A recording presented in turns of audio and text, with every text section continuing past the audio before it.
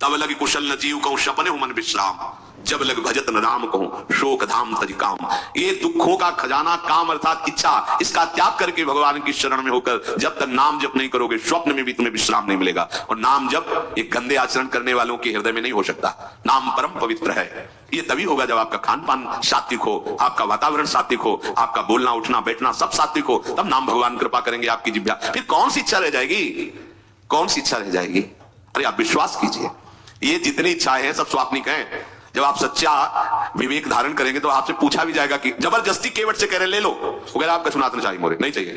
प्रहलाद जी कह रहे वरदान मांगो, हमारी आज्ञा का पालन करो, तो कह रहे हाँ आपकी आज्ञा का पालन करता हूं, हे नाथ मुझे यही वरदान दीजिए कि आपसे भी कोई इच्छा न रहे। ये वरदान मांगा कि आपसे भी कोई इच्छा। आप सोचो क्या है ऐसा भागवती का रस कि जिसको वो मिला तो भगवान से भी कह देते। और भक्त तो बड़े विचित्र विचित्र है, वो भगवान से कहते तुम्हारी इच्छा क्या है प्यारे, बोलो हम पूर्ण करते हैं। तुम्हारी इच्छा क्या है, हमारी तो कोई इच्छा नहीं, आप बोलो आपकी इच्छा क्या है, आप क्या चाहते हो, मैं कैसे आपको रिझाऊं। ये जब कामना को लेकर के मनोवृत्ति का प्रवाह संसार की तरफ होता है तब ये कामना ही हमें राग द्वेष में बांध देती है। जो महापुरुषों ने उपासना करके शास्त्र स्वाध्याय करके अनुभव किया है उसे ध्यान से सुनो। इच्छाओं से बचने का उपाय, इच्छा ही आपके बंधन का कारण है, इच्छा ही जन्म मरण का कारण है। इच्छाओं से बचने का उपाय, कर प्रमाद मत बनो आलसी, करो सुचारु रूप से काम, अपना काम स्वयं करने में लाज बड़प्पन तजो तमाम। पहली बात, शरीरधारी को किसी दूसरे शरीर से अपने शरीर की सेवा तब तक नहीं लेनी चाहिए जब तक बीमार ना हो जाए, असमर्थ ना हो जाए, चाहे गृहस्थ में हो चाहे विरक्त में हो। ध्यान दीजिए, आप चाहे आपकी पत्नी हो, पुत्र हो, परिवार हो, आप उनके सेवक हैं क्योंकि वो सब प्रभु के जन हैं। इस भावना से रहोगे कभी नाराज नहीं होगे, कभी गुस्सा नहीं आएगा, कभी झगड़ा नहीं होगा। अगर आप अपने को ये माने कि प्रभु मेरे इस रूप में आए हुए हैं, मुझे अपने कर्तव्य का पालन करना है, तो कहीं झगड़ा नहीं हो सकता। तुम जो कर रहे हो तुम्हारा कर्तव्य, हमारा कर्तव्य है कि हम पति पुत्र परिवार आदि जो भी है ये हमारे भगवान का स्वरूप है। मैं आप समझो वही भगवत साक्षात्कार, पर ऐसा कौन मानता है? अच्छा साधु वेश में ये जरूर सावधानी रखनी चाहिए, ध्यान देकर सुनिए। जब तक आपका शरीर स्वस्थ है आप किसी से किसी भी प्रकार की सेवा स्वीकार न करें, भिक्षान्न के सिवा कोई भी सेवा स्वीकार न करें। अपने शरीर की सेवा तब तक करें जब तक आपका शरीर असमर्थ नहीं हो जाता। असमर्थ हो गए तो फिर हरि ही करें आकर स्वयं, या किसी को भेज दें, उनकी बस की बात है। देखो माधवदास बाबा की लंगोटी स्वयं श्री ठाकुर जी महाराज धो रहे हैं। तब तक हमने अपने बड़े संतों को देखा है बिल्कुल किसी भी तरह की कोई सेवा नहीं स्वीकार करते। अपनी दिनचर्या अपने हाथ से अपने शरीर की पूरी। आपको क्या हो गया है, आप भी वैसे चलो जैसे गुरुजन चले, भिक्षान्न के सिवा आप अपनी किसी भी तरह की सेवा किसी से मत करवाइए। आप देखो इच्छाओं का दमन होना शुरू हो जाएगा, यही से इच्छाओं का दमन शुरू हो जाता है। आप सच्ची मांगिए, ये जो आप शरीर सुख की आकांक्षा से दूसरे से सुख लेने की इच्छा करते हैं, यही तुम्हारे बंधन का कारण है, ये तुम्हारी दुर्गति, यही तुम्हारी कमजोरी है। जब तक शरीर स्वस्थ रहे किसी से किसी भी तरह की सेवा मत लो, और अधिक से अधिक सेवा करने का भाव रखो। सुधार, हमें सेवा करना है, सेवा लेना नहीं है। जब तक सेव्य का साक्षात्कार ना हो जाए या शरीर असमर्थ ना हो जाए तब तक ये नियम दृढ़ रखना चाहिए। गुरुजनों को भी देखा, श्री जी की सेवा कर दो, रसोई की सेवा, शरीर सेवा में कभी भी नहीं। कभी धोखे से ऐसे वस्त्र आदि रह गए और महाराज ने उपस्थित धोखे जल्दी से फैला दिया तो भी डांट लगी, ऐसा क्यों किया? नहीं रखे थे महाराज ने, ऐसा कर नहीं, जब तक हम कहें नहीं तब तक नहीं। आज भी सरकार अपने ही हाथ से श्री जी को भोग लगा के ही, साहब हैं पर वो अपने ही हाथ से 2 रोटी भोग बना के। देखो बुजुर्ग संतों को, बड़े महापुरुषों को हमने देखा है, अपने शरीर, जब तक शरीर में सामर्थ्य है तब तक, ये महापुरुषों का आदेश है, अपना काम स्वयं करने में लाज बड़प्पन तजो तमाम। अपना काम करने के लिए आप किसी को भी आदेश मत करें, किसी की भी सेवा स्वीकार न करें।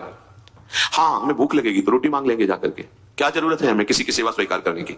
मांगो, खाओ, खूब भजन करो, सत्संग करो, कम खर्चे वाला जीवन रखो। जरूरत क्या है? जो जरूरत है गली चलते दे देंगे भगवान, विश्वास करो, गली चलते दे देंगे। विरक्त गृहस्थ धर्म पूर्वक कमाओ, जितनी आवश्यकता प्रभु दे देंगे। ऐसा कोई त्रिभुवन में नहीं जिसकी आवश्यकता की पूर्ति ना होती हो। अनावश्यक तुम्हारी मांगे जो है वही तुम्हें दुख दे रही है। आवश्यक व्यवस्था सबको भगवान दिए हुई है, अनावश्यक मांग के लिए तुम्हें फिर फंसना होगा। ये तुम्हारी अनावश्यक मांगे हैं, ये हो जाए वो हो जाए, वो जो आपको जीवन जीने के लिए जरूरी है, धर्म पालन के लिए जरूरी है, वो बिना मांगे भगवान दे रहे हैं सबको। देख लो, हाँ आप कि भाई हमको उस परिकर में रहना है, उस कोर्ट से रहना है, वो सब वीआईपी, तो हमको भी उस कोर्ट का, ये मांगे हैं तुम्हारी। तुम्हारा प्रारब्ध जितना है उतना तुम्हें मिलेगा, जो आवश्यक है वो तुम्हें मिलेगा। अनावश्यक मांगे करोगे फंसोगे, अधर्म में कूदना पड़ेगा तुम्हें। हाथ पैर सब साधन प्रभु ने दिए, दया कर तुम्हें समान, फिर क्यों उनसे काम न लेते, क्यों रखते हो झूठी शान। तुम्हारी सेवा के लिए तुम्हारे पास हाथ है, तुम्हारे चरण है, तुम्हें बुद्धि दी है, दूसरे से क्यों सेवा स्वीकार करते हो? प्रभु ने दया करके उद्धार के लिए तुम्हारे पास पूरी सामग्री दे दी, उसका प्रयोग शरीर, जब तक शरीर में सामर्थ्य है तब तक। ये महापुरुषों का आदेश है। अपना काम स्वयं करने में लाज बड़प्पन तजो तमाम। अपना काम करने के लिए आप किसी को भी आदेश मत करें, किसी की भी सेवा स्वीकार न करें। हाँ, हमें भूख लगेगी तो रोटी मांग लेंगे जाकर के, क्या जरूरत है हमें किसी की सेवा स्वीकार करने की? मांगो, खाओ, खूब भजन करो, सत्संग करो, कम खर्चे वाला जीवन रखो। जरूरत क्या है? जो जरूरत है गली चलते दे देंगे भगवान, विश्वास करो, गली चलते दे देंगे। विरक्त गृहस्थ धर्म पूर्वक कमाओ, जितनी आवश्यकता प्रभु दे देंगे। ऐसा कोई त्रिभुवन में नहीं जिसकी आवश्यकता की पूर्ति ना होती हो। अनावश्यक तुम्हारी मांगे जो है वही तुम्हें दुख दे रही है। आवश्यक व्यवस्था सबको भगवान दिए हुई है, अनावश्यक मांग के लिए तुम्हें फिर फंसना होगा। ये तुम्हारी अनावश्यक मांगे हैं, ये हो जाए वो हो जाए, वो जो आपको जीवन जीने के लिए जरूरी है, धर्म पालन के लिए जरूरी है, वो बिना मांगे भगवान दे रहे हैं सबको। देख लो।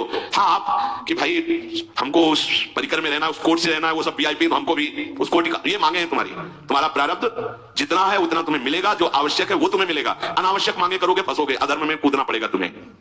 हाथ पैर सब साधन प्रभु ने दिए, दया कर तुम्हें समान, फिर क्यों उनसे काम न लेते, क्यों रखते हो झूठी शान। तुम्हारी सेवा के लिए तुम्हारे पास हाथ है, तुम्हारे चरण है, तुम्हें बुद्धि दी है, दूसरे से क्यों सेवा स्वीकार करते हो? प्रभु ने दया करके उद्धार के लिए तुम्हारे पास पूरी सामग्री दे दी, उसका प्रयोग करो। तन मन दोनों का हित करता, निश्चय शारीरिक श्रम युक्त। देखो, ये है जिसने अपना परम मंगल ठाना है, वो शरीर को कभी प्रमाद में नहीं रखता, चाहे गृहस्थ हो चाहे विरक्त हो। ये आलस्य प्रमाद किसी के लिए भी ठीक नहीं है। नियत समय तक सो जाओ, इसके बाद खूब मेहनत करो, चाहे गृहस्थ हो चाहे विरक्त। विरक्त हो तो खूब नाम जप, वाणी पाठ, ब्रह्मचर्य से रहना, आसनों में बैठना, हाँ, सेवा करना, शारीरिक श्रम खूब सेवा करो, धाम की सेवा करो, नालियां साफ करो, गलियां साफ करो, जो सेवाएं में इसे श्रम करो। ब्रह्मचर्य बचाने के लिए श्रम भी तो होना चाहिए।